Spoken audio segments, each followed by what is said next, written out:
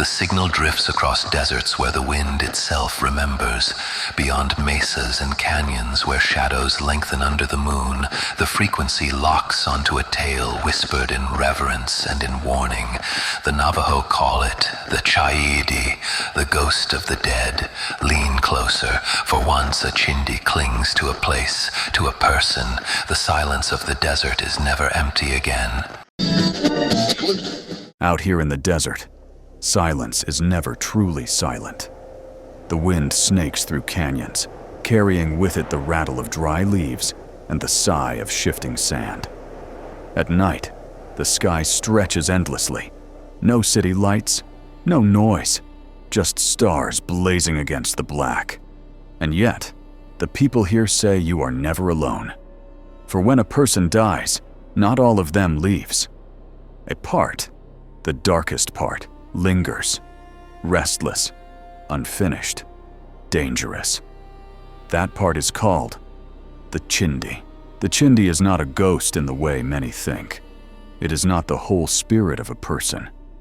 It is only the shadow of their worst qualities, their anger, their jealousy, their bitterness. When the body fails, the good returns to the world, but the darkness, it remains. The Navajo feared it, respected it, and made space for it in their lives. For the Chindi, if ignored, could bring sickness, bad luck, or even death. The desert itself reflects the Chindi's nature. Dry winds that seem to whisper your name. Dust devils spinning across the plains, vanishing as suddenly as they appeared. To the Diné, these were not always simple natural events. They could be signs that a Chindi was near. Death itself carried risk. To die inside a home was dangerous because the Chindi would linger there, making the house unlivable. That is why, in many traditions, the dying were taken outside, so that their final breath returned to the sky and the earth, not trapped within four walls. When someone passed, their belongings were often destroyed, blankets burned, tools broken, possessions left behind. This was not disrespect, but protection. For anything touched by the Chindi could carry its presence, infecting the living with sickness. Imagine this. You inherit a beautiful blanket, woven carefully by a grandparent. In many cultures, it would be a treasure, a keepsake. But to the Diné, keeping it would risk inviting the Chindi into your home. And so, it was burned. This shows us something powerful. The Chindi is not only a ghost story, but a cultural reminder that death changes everything. It demands respect, and it leaves scars that cannot be ignored. There are those who claim to have felt a Chindi, a sudden sickness that comes after visiting the belongings of the dead. A wave of dread in a canyon where someone's life ended violently. The Navajo say the Chindi clings to such places, waiting. Travelers describe hearing faint coughing on the wind, though no one was there. Others claim the desert can suddenly feel heavier, as though grief itself presses down on your shoulders. In some families, stories are told of people who grew weak after disturbing a sight of death, their health failing, without explanation, until they joined the silence themselves. The Chindi also teaches us something universal. Many cultures feared the idea that part of the soul, not the whole, remained. In Egypt, they called it the Ka. In Europe, it was the shade that lingered at crossroads. In Navajo belief, it was the Chindi, the unfinished echo of human flaws. This idea connects humanity across the world. We all fear that death does not fully cleanse us, that bitterness, anger, and regret cling on. In Mexico, La Llorona wails her grief. In Japan, Onryo return as vengeful women wronged in life. The Chindi belongs to the same family, not the spirit of love or memory, but of pain. Above all, the Navajo warned never to speak of the dead by name. To do so might call the Chindi back, reminding it of what it lost. Instead, the dead were honored indirectly, remembered without summoning their darker half. Think of how different this is from many cultures, where the names of the dead are carved in stone, repeated year after year. For the Diné, safety was found in silence. To call upon the dead was to invite their shadow. And so, caution replaced remembrance. It is a reminder. Not every tradition treats memory as harmless. Some memories can wound the living. Today, the Chindi is not spoken of as openly as it once was, but the echoes are still there. Among the Navajo, traditions endure quietly, woven into daily life. Tourists who drive through the vast Arizona and New Mexico deserts sometimes stumble upon abandoned hogans, traditional Navajo dwellings made of wood and packed earth. To the outsider, they look weathered, but harmless, something that could be restored with care. But to those who know, the site tells a different story.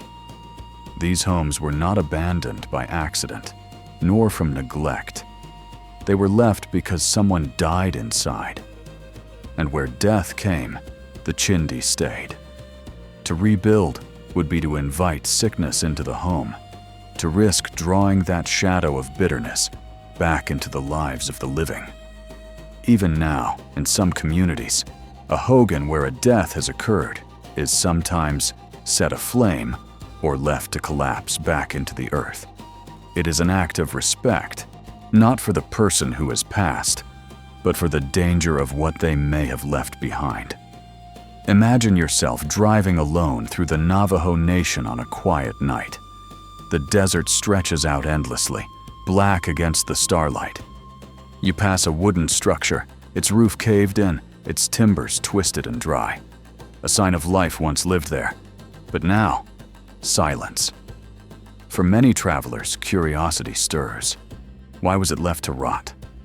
Why did no one rebuild? Yet for the locals, the answer is simple. You don't disturb what death has touched. You do not step inside.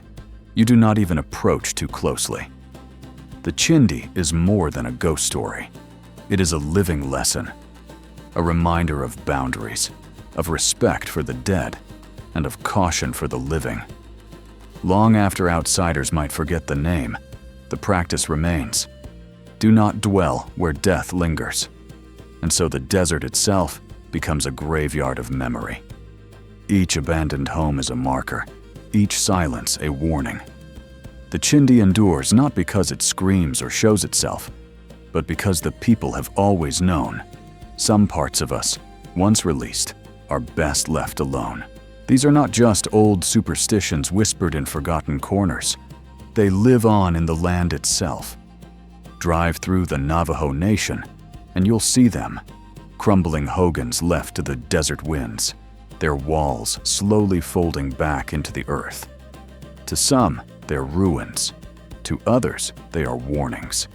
They stand as quiet markers that say, someone's shadow is still here. The Chindi doesn't haunt with screams or apparitions. It haunts with silence, with sickness, with the uneasy knowledge that bitterness and anger, left unresolved, don't simply vanish. Perhaps that is the true power of the legend. It makes us ask, when we die, what do we leave behind? Will the world remember our kindness, or will the darker fragments of us drift in the dust, waiting for someone to cross their path? The Diné understand this better than most. By leaving behind the homes of the dead, by destroying the objects they once touched, they're not just protecting themselves from ghosts. They are teaching us that death isn't clean, that every life leaves ripples, some light, some heavy, and those ripples cling to the living. And so, the Chindi endures, not as a story of fear alone, but as a reflection of us all, a reminder that cruelty, bitterness, and sorrow do not vanish when the body falls. They remain, carried on the wind, waiting in the silence, lingering in the shadows we leave behind. The voice fades, wanderers, but the desert keeps its silence, silence heavy with the weight of those who lived and the fragments they left behind. The Chindi is more than a story of ghosts. It is a reminder that not all of us departs when we die. Some parts linger, some parts cling, and perhaps some parts are listening even now. When you walk beneath the desert stars, remember this: not every shadow is cast by light. Some are born from memory, from bitterness, from the pieces of us that the wind refuses to carry away. Do not speak too loudly of the dead, wanderers. Do not call their names into the night, for if the signal bends to your voice, it may carry more back than you intended. The transmission is fading, but the echoes remain. Stay close, stay listening. The signal will drift again, and when it does, it may find you in your own land, your own silence. Thank you for walking with me tonight through dust and static. Subscribe to follow the next ghost signal, and remember, the frequency chooses where it bleeds. Until then, lean closer. The desert whispers still.